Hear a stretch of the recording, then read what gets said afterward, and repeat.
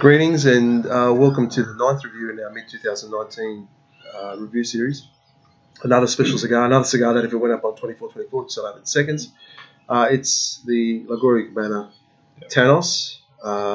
We're just talking off camera before we started the review now. I thought it was a Lonsdale, but it's a Churchill. Churchill size. Yeah, it's a Churchill size. Another cigar that's a great shame that it's gone. Yeah. What we're going to discuss in this review is why would it go again? Why would it go so quickly? What's the appeal of this cigar? Yeah.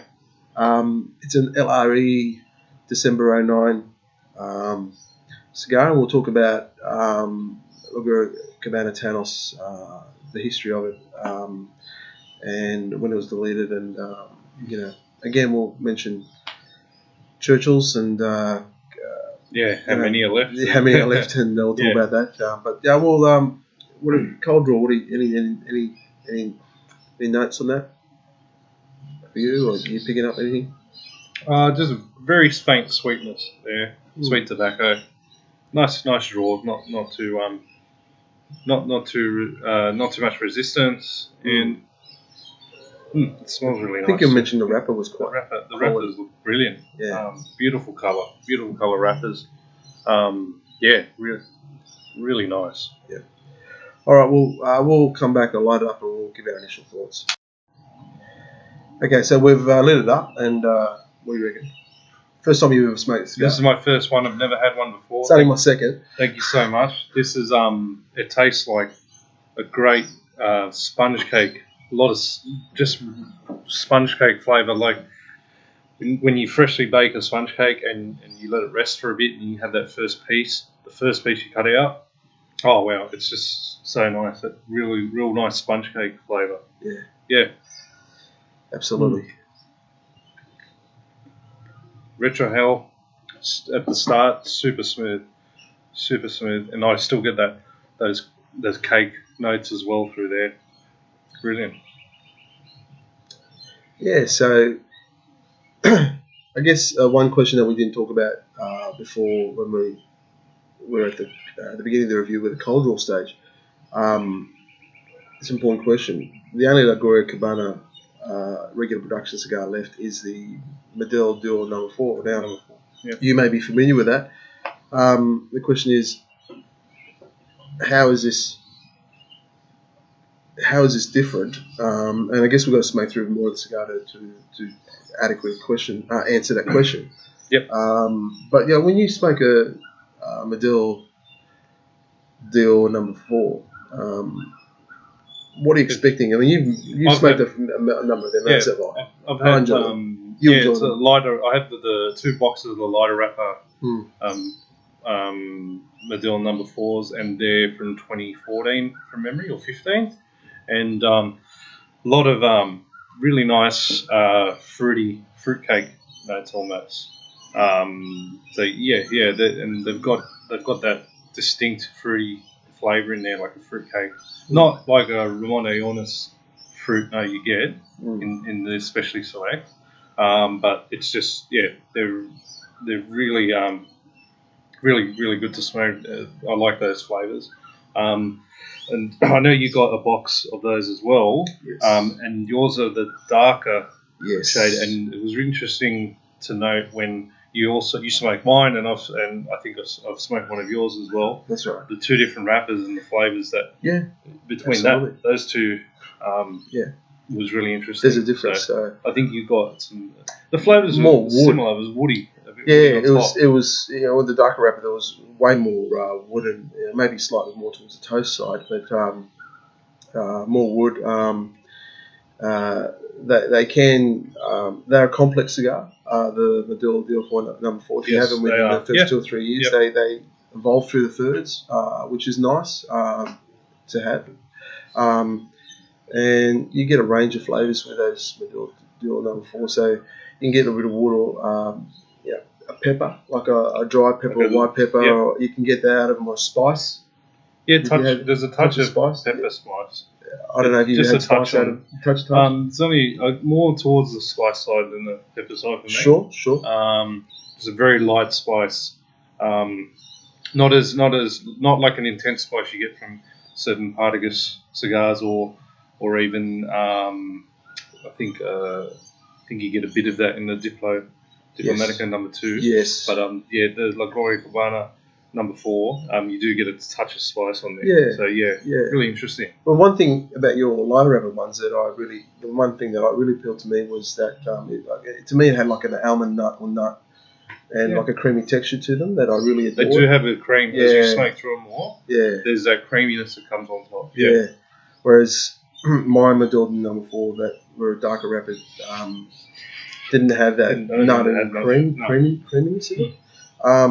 The difference is this Tainos we're 3 months short of 10 years on this cigar right now, and it's got that creamy texture from the get go, that cake flavour. I feel I do pick up a bit of nut in it too. I get a bit of, now that I'm gone through just that first couple of light puffs there. There is a tiny bit of cream coming through now, which is really nice. Yes. Yeah. And to retrohale is the easiest thing. I retrohale a few times, in the first part of the cigar without a problem. Yeah. Oh, it's super smooth, really well balanced as well. Yeah. It's very pleasurable to retrohale. I felt the Bolivar Gold Medal, the last review, had a little bit more tingle. This is barely anything. It's very, very, very easy through the nose. Very easy. Yeah, very nice. Oh, I'm looking forward to the rest of this. It's a great start. Yeah. Now, we can talk a bit more about the history of the cigar. Now that we're in the first third, and that is what I need to tell you is that the Gloria Cubana Tainos, it went through a bad run for a while. So around 99 to 2001, not every cigar was, enthusiasts talk about that period that they're the cigars not to go for, but not every cigar was bad. There was a lot of production changes in the Van Tabacuba at the time. The Tainos,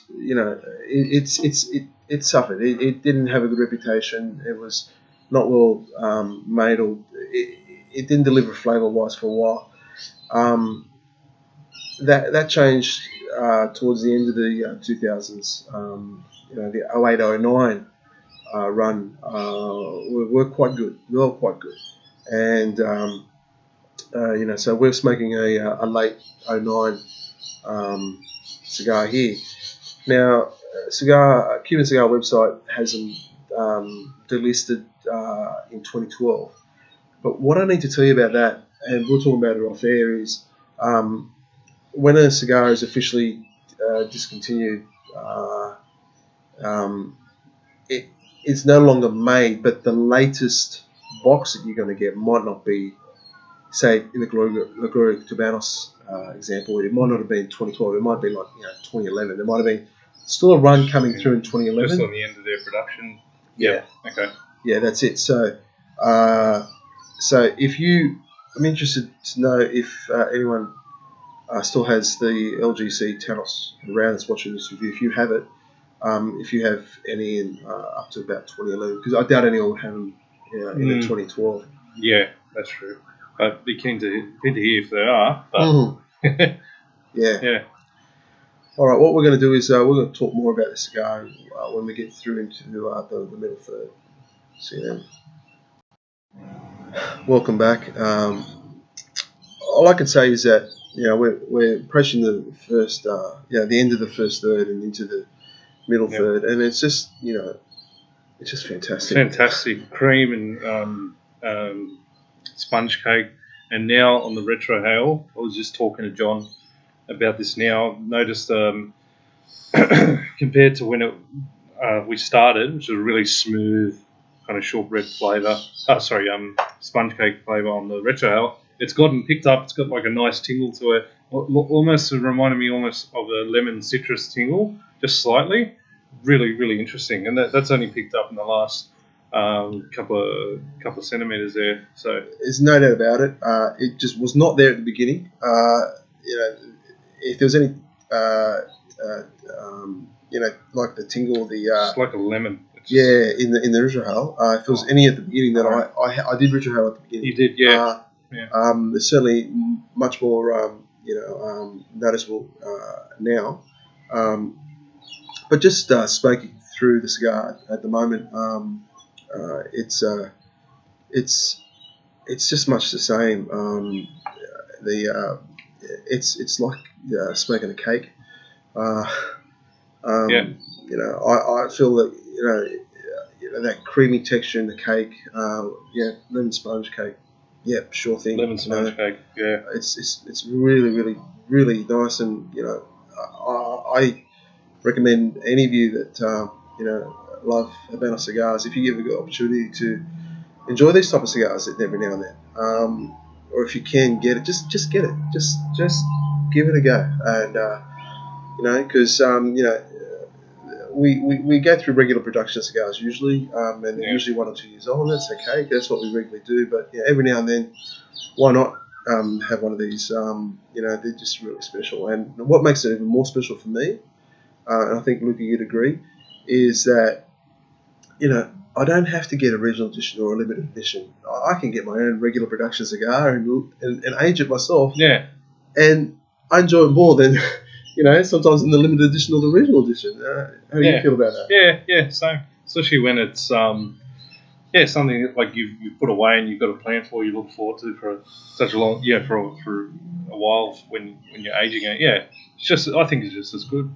I mean there's a lot of great regional and limited editions, but there's some things that are under the radar, just like this. It's a Churchill, but there's only 3 around. The seasonal H. Upmann Sir Winston comes out for a few months and then goes into hiatus and comes out again and comes back in when they get the quality leaf. Romeo and Julieta, Churchill.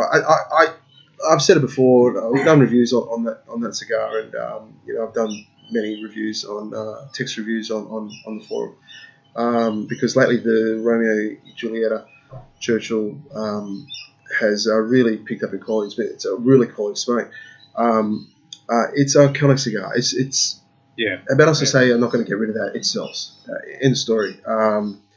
It's also one of the global brands, and the global brands account for, I'm guessing here, but I don't think I'd be wrong. It'd be 80-85%, maybe up towards 90% of sales of all the brands. So it's the first thing people think of, even non-cigar smokers. I mean, they can thank Winston Churchill for the Romeo Julieta Churchill, why it's so popular. People know it, they buy it. There's another one, the Cohiba Escondidos, and I think the great majority of you watching this video know that cigar. Highly costly, expensive, I should say, but they're just lovely. I have them as a treat whenever I can, but I've only got so many. In fact, they're up on the forum the other day, 24. Wow. I think Rob only had them in 3 packs, the tubes. The tubes. Or the cardboard packs. Yeah. The tubes. Yeah. Okay. I think it was the cardboard packs. But I think they were gone within minutes. And they might have only been clues, but so you know how good they are. So the 3 that are left are fantastic, and this is a Churchill size, but it's nothing like those 3. I don't feel So let's discuss how's this different to. The Sir Winston is a beautiful cigar. It's shortbread. Yes. H. Upmann shortbread. That's really, really strong on that H. Upmann shortbread flavour. And it's. I wouldn't say it's a complex cigar. No. But the flavours are just that flavour you get in it. Yes. Wonderful. Yes. Just wonderful. Yeah. Yeah. And if you compare the Cohiba Escondidos, you're looking at the Classica Linea, the classic line cigar that it is. It shares those qualities of being. If you enjoy the Cohiba Robusto or the Cohiba Coronas Specialis or those sort of cigars that are in the classic line, as opposed to the Siglo line, it's got that that milk coffee and honey note to them, and it's a different cigar altogether to this. Yeah. And of course, the Romaine Gilletta Churchill, of course, it's very different to this. So, so if you don't mind having a Churchill every now and then, it's going to be a 2-hour smoke because of its size. But I don't think you'd regret it if you can get. It's a good use of your time. Yeah, there is one cigar released as a original edition that everyone's crazy for at the moment on our forum. It's the LRE del Mundo Tainos original edition Formosa 2018. Yeah. Although the box code is a 2019, but anyway. And that has that honey and cake. Rob did a review and has smoked a few, and it's got that honey and cake in it, reminiscent of the LRE del Mundo Tainoses of old. I'm hoping to get that at some point if I can get that. I'm hoping to do a review on that. Luke and I will do a review of that for you to let you know what it's about, what the hype's about, and why people go for them. Because it's fun. It's fun to talk about. It's interesting. Yeah. You learn things. I do. Yeah. And we're having this cigar with another great whiskey, Japanese whiskey, Yamazaki 12, which John's kindly provided, and that's a great pairing as well. Another hard to find Japanese whiskey. Yeah. So, thank you very much. It's my pleasure. All right, what we're going to do is we're going to come back into when we approach the final third, and we'll give our final thoughts on this fantastic cigar. I have every expectation it's going to be every bit as great as what it is now. See ya.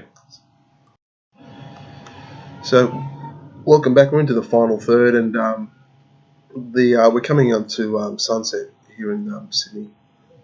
So there is a little bit of light, thankfully. So, but anyway, what do you want to say about it? It's great. It's hasn't faltered at all. It's still got those great sponge cake with cream flavors on the palate, and the retrohale, which ties in nicely, is that really nice, just that subtle lemon citrus on the retrohale. It's really, really good. I'm going to tell you that it is there. It's we were talking about that citrus flavor. So about 6 months ago, Luca and I had a 1-year-old or 1.5-year-old Montier, and really enjoyed it. And we both, were amazed at the citrus, because you do get citrus in Monte Cristo, and it had that orange citrus. It was like Grand Marnier. Yeah, it was beautiful. Yeah, it was so pronounced, that flavor. I found it a bit, and I found it took me back, because I thought being Monte Cristo, I'd get mocha, coffee, which nut and nice tobacco notes, which is like, so generically that's what I get. Yeah. But I was just really, really surprised and really happy with that Grand Marnier flavor in the Montier. So it was really interesting. And if you haven't had a Montier, definitely put that on the to-do list. That is worthwhile trying. Young, old. These were only about a year or two. No, probably a year and a bit old. Yeah, they weren't that old. Not that old, but they were great. Yeah. But you mentioned the lemon citrus. I'm telling you, it's there. It's amazing. And the discussion we had. But it complements the palate. It's not on there. It's not like a separate flavour. It really ties in well with the flavours of that sponge cake and cream. Yeah. Well, one thing we're talking about is the question that came up was, what other Habano cigar is like this? And we're both struggling to working out. This is its own thing, and there is that lemon citrus there, and it's like that lemon sponge cake, that lemon cake. It's quite amazing. Yeah. So what I wanted to tell you was, I did mention before, or we both mentioned before, the LRE del Mundo Tainos, the regional edition Formosa, the Taiwanese regional edition that's just come out through PCC, and it's a very hot cigar on our forum right now, and rightly so. Both Luke and I feel like at some point, some regional distributor is going to get an idea to bring out the original edition with this blend, with this a Gloria Cubana Tainos type cigar. And what we want to tell you is, don't hesitate for a second to pick it up, because it's going to offer you something that's completely different to what you are regularly smoking right now. This is a new experience for me in terms of cigar flavors. Yeah, completely new experience. Still got that tingle on the retrohale, but it's quite smooth in the final third. It's not heating up. Yeah, it's a really smooth tingle, lemon tingle. Yeah, and it's same with me. It's not heating up, and it still feels. It's actually really cool around and I'm getting a lot of smoke output.